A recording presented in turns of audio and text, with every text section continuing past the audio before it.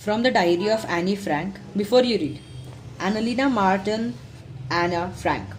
12 June 1929, February March 1945, was a German born Jewish girl who wrote when hiding with her family with his four friends in Amsterdam. During the German occupation of the Netherlands in the World War I, her family had moved to Amsterdam after the Nazi gained power in Germany, but were trapped when the Nazi occupied the extended to the Netherlands. As per the precautions against the Jewish population increase, the family went into hiding in June 1942. In hidden rooms of his family, a father or Autumn Frank office during. After 2 years in hiding, a group was bestrayed and transported to the concentration camp system where Anna died of typhoid in the Belgian Brusen within days of her sister.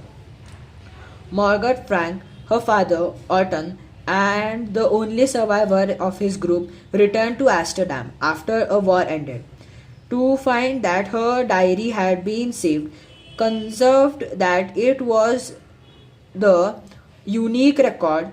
He took action and to have it published in English under the name of Diary of Young Girl. The diary was given to Anna Frank for her 13th birthday, the event of her family from 12 June 1942 until its final entry of 1st August 1944. It was eventually translated from its original Dutch into many languages and became one of the world's most renowned read book. There have also been severe films, televisions and theatre production and even operas based on the diary. Described as a work of a mature and insignificant mind, the diary prescribed an intentional examination of daily life under Nazi occupation. Anna Frank had become one of the most renowned and discussed from the Holocaust victims.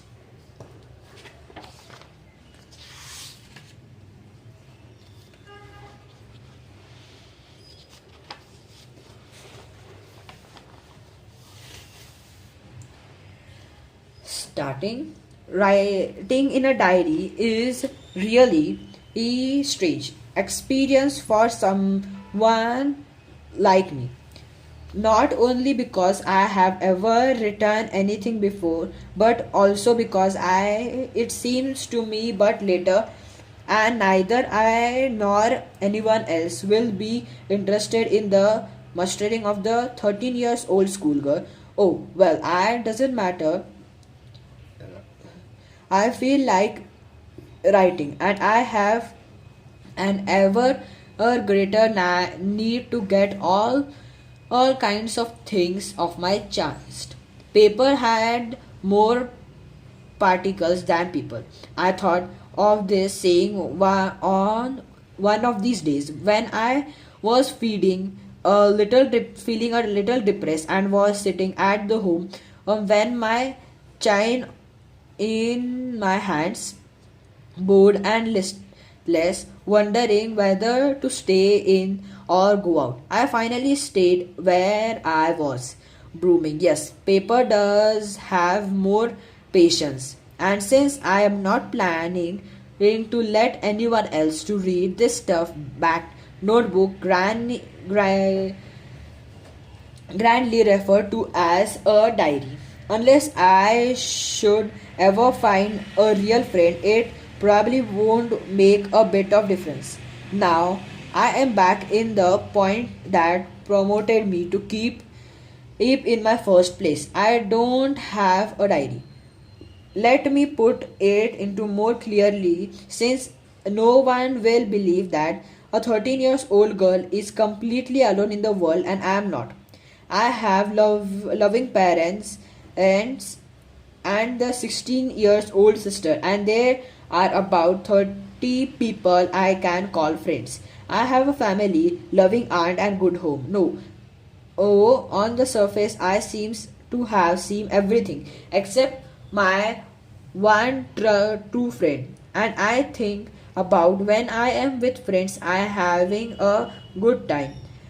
I can't bring myself to talk about anything but ordinary everything in do we don't seem to be able to get a closer, and that's the problem. Maybe it's my fault that we don't conform to in each other. In it's my fault that we don't conform in each other. In any case, that just how things are, and uncomfortably there are not able to list the change. This is why I have started the diary. To enhance the imagine of this long affrighted friend in my imagination, I don't want to jot down the fact in this diary the way most people would do. But I want the diary to be my friend, and I am going to call this friend Kitty.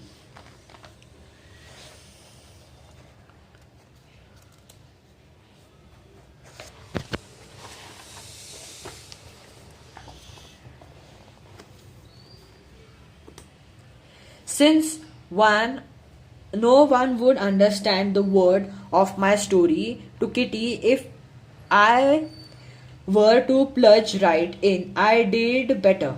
Provide a brief sketch of my life, much as I dislike doing so.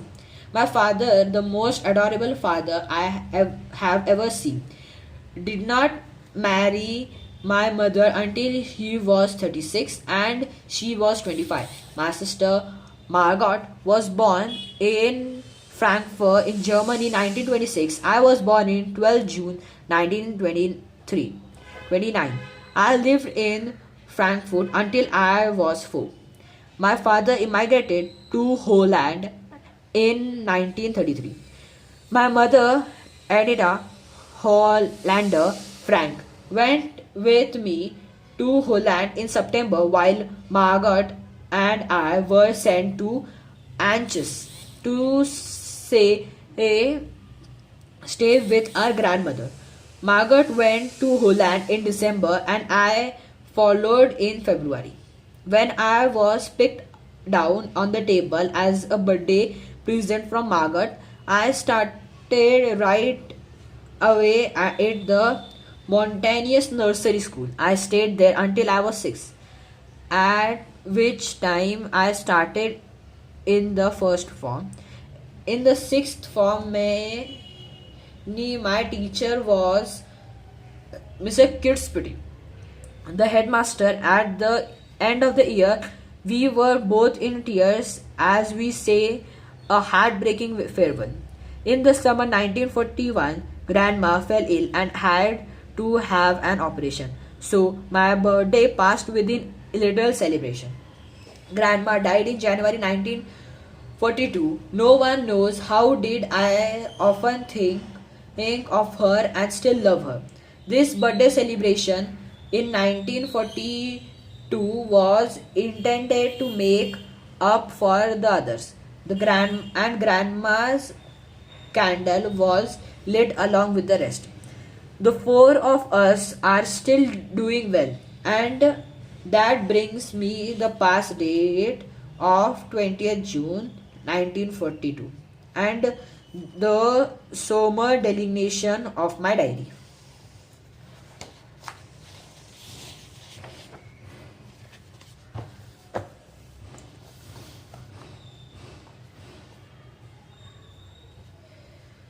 Starting the diary. Dear Kitty, Saturday, 20 June 1942. Our entire class is quackling in the boots. Quackling in the boots, shaking with fear and nervousness. In the boots, the reason, of course, is the forthcoming meeting in which the teacher decides who all move up to the next form and who all be kept back. A half of the class is making bets. Gian and I laughed. obviously shying at the two boys behind us, Cien and Jacques, who have strike their entire holidays savings in the bet. From morning to night, it's you're going to pass. No, I'm not. Yes, you are. No, I'm not. Even G's pleading in glance and my anger outburst can't calm they down. If you ask me, there are so many dummies what that about a quarter of the class should be kept back. But teachers are the most unpredictable creatures on earth. I'm not so worried about my girlfriends and myself. We all make it. The only subject I am not sure about is maths. Anyway, all we do to is wait. Until then, we keep telling each other not to lose heart. I get along pretty well with my teachers. There are 9 of them, 7 men and 2 women. Mr. Kinnings, the old functionary who teaches maths, was after several warning he assigned me some extra homework, an essay on the subject, the chatterbox. A chatterbox, what can you write about that? I didn't worry about that later. I decided that I jotted down the title in my notebook, tucked in my bag, and tried to keep quiet. That evening, after I did finish the rest of my homework, the note about the essay caught my eye. I began thinking about the subject while chewing the tip of my fountain pen. Anyone could read them on the leaf, big space between the words, but the tackle was to come up with convincing arguments to prove the necessity of taking. I thought, and suddenly I had an idea. I wrote the 3 pages Mr. Kenigsey had signed me and was satisfied.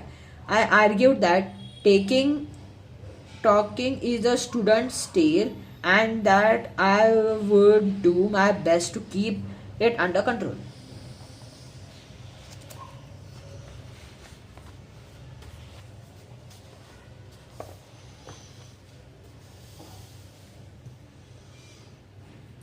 But that I would never be able to cure myself of the habit since my mother talked as much as I did, if not more, and there not much you can do about inherited traits. Mr. Kenigsey had a good laugh at my arguments, but when I proceed to talk my way through the next lesson, he assigned me the second essay. The time it was supposed to be an incorrigible, something that cannot be corrected, usually a bad quality. Incorrigible chatterbox. I handed it in, and Mr. Kenigsey had nothing to complain about the whole two whole lessons. However, during the third lesson, he did finally had enough. Anna Frank. He pushed his punishment for taking in class, write an essay entitled Quack Quack Quack. Said Ed Master's Chatterbox. The class roared. I had to laugh too. Through thought I did merely exhausted my ingratitude on the top of the chatterboxes. It was time to come up with something else, something original. My friend Sina, who's good at poetry, offered me to help write the essay from being to end in vision, and I jumped for joy. Mr. Kenigsey was trying to play a joke on me with his ridiculous subject, but I didn't make sure the joke was on him. I did make sure the joke was on him. I finished my poem and it was beautiful. It was about the mother duck and the father swan and their three baby ducklings who were bitten to death by the father because they quacked too much. Luckily, Mr. Koenigsee took the joke in a right way. He read the